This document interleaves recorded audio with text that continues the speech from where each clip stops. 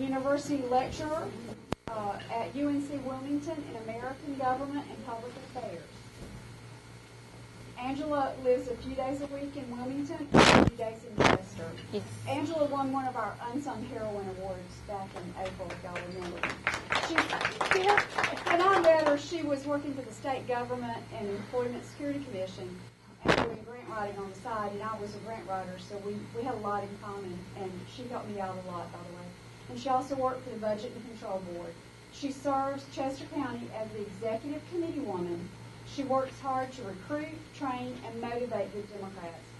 She recently spoke to the York County Democratic Women, and she made such an impact on that group that people stand up and cheer. So, and I The pressure's on. The cheer. Yeah, so y'all can cheer. I also heard several times people that were at that meeting quoting Angela at other meetings, and that was so cool to see the ripples of what Angela said. She works hard in the upstate and in both Carolinas for Democratic candidates. I give you Angela Douglas.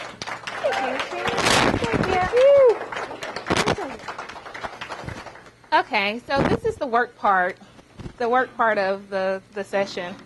Can you hear me? I have a small voice, and someone called me a princess today, so I'm feeling really good about myself. I have my wave, you know.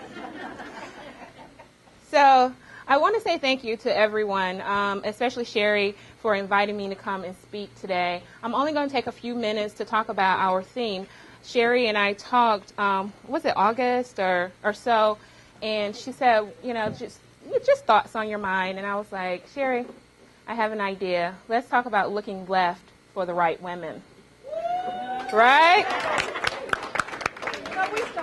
And so I am so glad they incorporated that theme or took that theme on as our Fall Forum theme for this year, because it is so incredibly important that we start to look at ourselves as leaders and as powerhouses in the party and beyond. Okay? So, just a few things. I want to kind of give us just a walk back and then talk about some people and some things. And I shared with one of my my new friends today that I'm not really afraid of anyone. I'm not really afraid to say what's on my mind. So I ask for your forgiveness now if I offend anyone.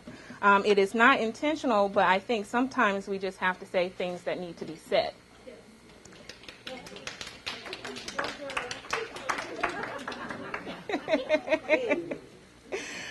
Yes, Democratic women have made great strides. We are the powerhouses that I know that we are. We look at Barbara Mikulski of Maryland, the first woman to serve the U.S. Senate, a Democrat, right? Madeleine Albright, first female Secretary of State, Democrat. You can say it with me. I don't whisper Democrat, right? And speaking of Secretaries of State, we have to give our thanks to Secretary Hillary Clinton for all that she has done.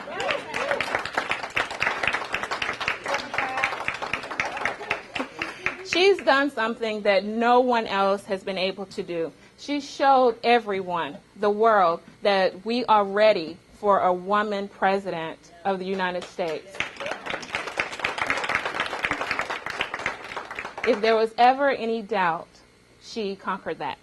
She conquered that doubt. And she's a Democrat, right? And we have to also say thank you to Nancy Pelosi for taking the charge of being the first female Speaker of the House. And she is what? Yes. So this year we celebrate 91 years of the 19th Amendment, and Ms. Archuleta talked about how we are being set backwards. 91 years. 1920 seems like a very long time ago, but it really isn't. Because we are still trying to trudge along and tread, water. Sometimes we get stagnated. Sometimes we need a little push. Sometimes we need to know that we have to go into the deep end and see if we can sink or swim. And usually we swim because we're women, right? And we're Democrats. So we have a long way to go. Women make up about 51% of the U.S. population, but we have less than 20% of us in Congress. Women make up about 51% of South Carolina's population. And we only have 15 women, just a few Democrats in our state house, and zero in the state Senate. Ridiculous. Absolutely ridiculous. And oftentimes we think of the enemy as being the Republicans, and they are our enemies. Yes, that's true. And although I don't like to talk about them too much, I have to talk about them just a little bit. We've seen these women representing all of us, right? Coming forward, taking the stage and say they represent women issues, our families, and I strongly disagree. I strongly disagree. They may represent a woman from a different time, a different era, but they do not represent a 2011 woman of any party, right? Since when does it mean that we have to give up our rights to be great moms, great wives, community leaders, and believers of faith? Who made Republican women the deciders of what is best for us as women? I'm sick of listening to them getting on stage and tell us how to raise our children, how to run our families, and there is only one way to give thanks: their way. Most of the time, it sounds like they are trying to set us back 100 years, and I think they're doing it on purpose. So when I am confronted, and I'm often confronted, I tell them there is a reason why there are more female Democratic women holding political office. We're women. We're strong, courageous, and loving. But we're Democratic women. We're strong, courageous, loving, and we're smart.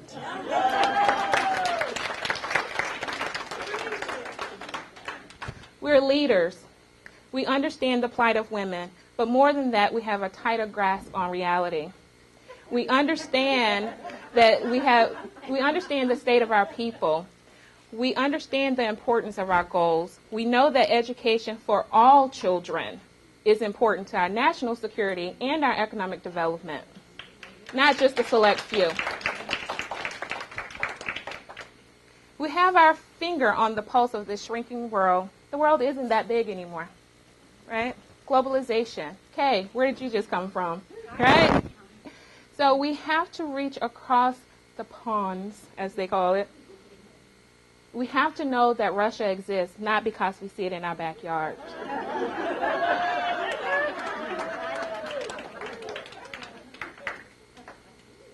We're inclusive. We have to dare to stand up for our goals. When the governor says that she'll give you a ride to the polls and then stand you up, call a Democratic woman. We'll be there in our minivans. We'll be there in our Lexuses. We'll be there with whatever it takes, even if it's the church bus, to pick you up. Because we understand that we have to be in this together. So I'm going to get all of this bitterness out of my speech, right?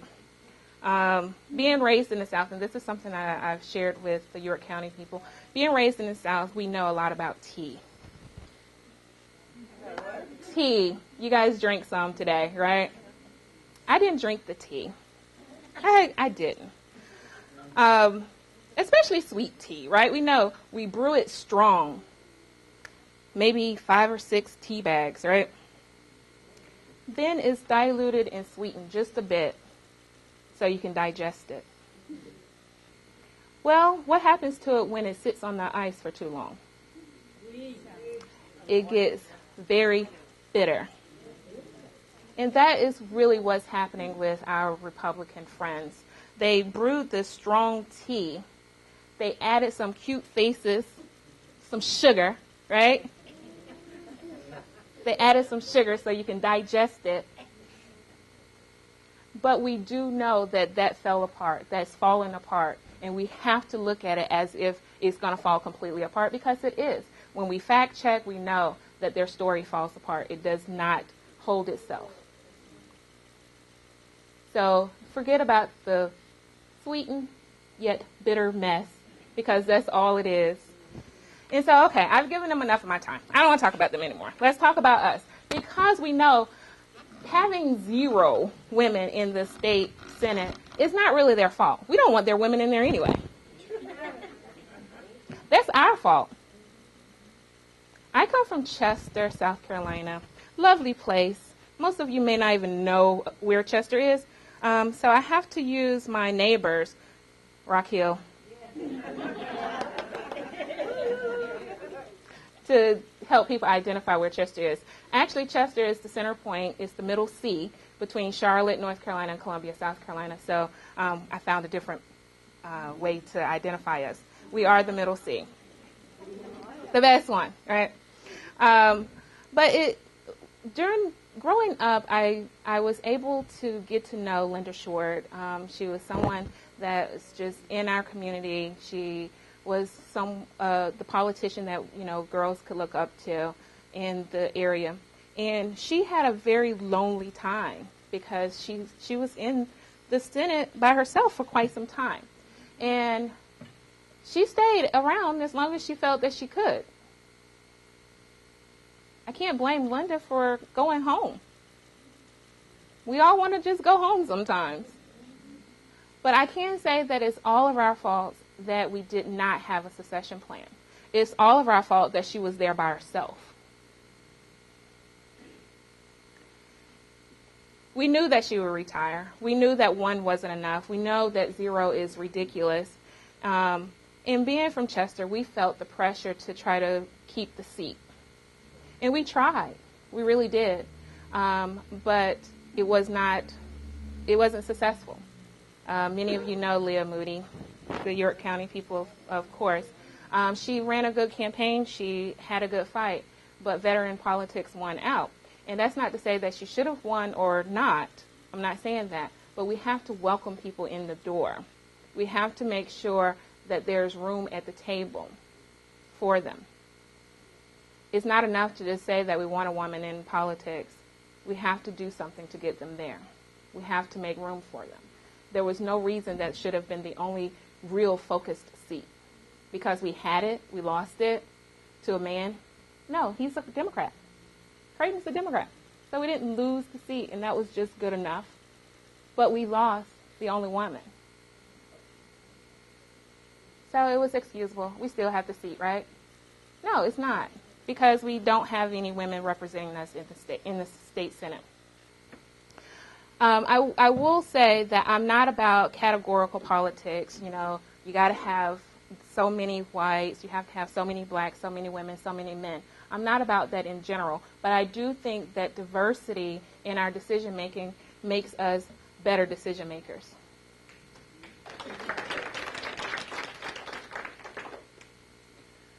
We need to go beyond categorical politics and get good candidates to become great politicians.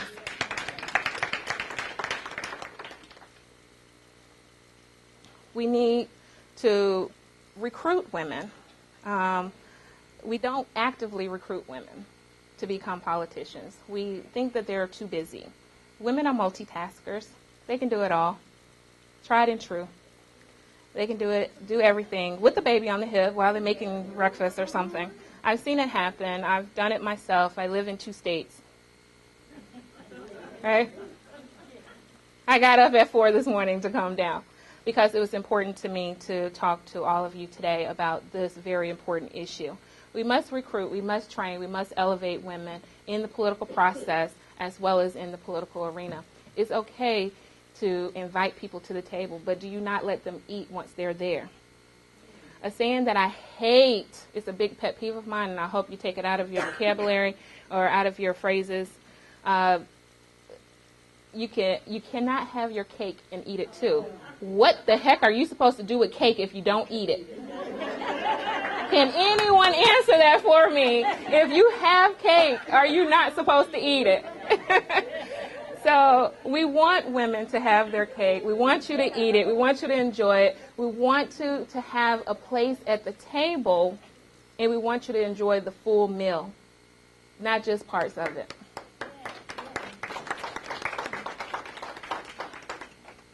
Democratic women are more than women who can support their fellow men. We can help our fellow women rise to the top. And I want to share with you some of my ideas on how we do that. I call them my must-bees. Must-bees. We must be empowered. We have to empower ourselves. We have to empower each other. We must know that power lies within us to become great politicians and great community leaders, great political leaders. We have to be supportive of each other, of other women. There's no jealousy in politics. You win some, you lose some. You must be encouraged. Training, development, opportunity. This is where the Democratic Women's Council and the party comes in handy the most, and your other organizations, particularly local organizations, that can help encourage women and train them and give them the tools that they need to run successful campaigns. And because we don't want you just running campaigns, right? We want you to be great leaders while you're in that office. So we have to make sure that the mentoring goes on beyond just getting you into office. You must be involved and active. Women are meant to be seen and heard. Hear me? Just testing. Want to make sure you're not asleep after that meal. So we need to engage each other and be engaged in the community. We need to know our issues. We need to be informed. Know the issues. Know what's going on. And be right on them. Don't embarrass us. Luckily, that doesn't happen as often as it does with our counterparts. Right? But we want to make sure that you're informed. If you don't know, ask. There's someone that knows. There's always someone who knows. We should take pride in having an available system of highly qualified information. Kyle's going to talk about Vote Builder and how having such information can help us build our ranks. I hope you guys, stay and enjoy his discussion as well. Be right. You're smart. I just said you were. So that's, you get an A from me. I'll sign your report card. Be right. So show that you're smart. And be ready. That's my final must be, is to be ready. We want the left to be the right choice. So I'm looking in this room. I know that many of you have served your communities. Many of you have helped other politicians. So I'm hoping that many of you are also ready to take the call yourself. A lot of you are running from it. I know I have been. I'm not ready yet. I'm still not ready. But I know what steps I need to take to get there. And I'll be ready soon. I will. I promise you that. But I want to make sure that you are not running from your call. You're not running from your duty. It's okay to help out. But we need more than just you helping out.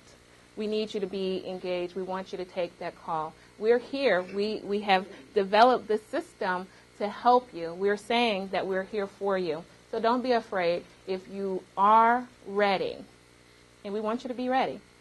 If you are ready, the time is now. It's time for us to fight. It's time for us to look to the left to find these right women. So I want everyone to look to your left.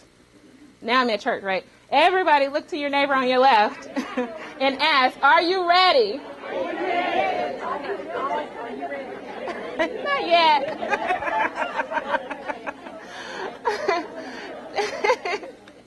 Thank you so much for just, indulging me a little bit today. I want to make sure that if you have any questions about how we can get this dialogue started on a statewide basis, please, fire off your questions. There's the South Carolina Democratic Women's Council's Facebook page that you guys are doing wonderful. I don't get to chat as much as I would like, but we're using technology to share ideas and expand this dialogue beyond just an annual meeting. So if you have questions, I'll love to take them. Otherwise, I'll turn it back over to Sherry. No questions? Good. Yeah, I'm staying around.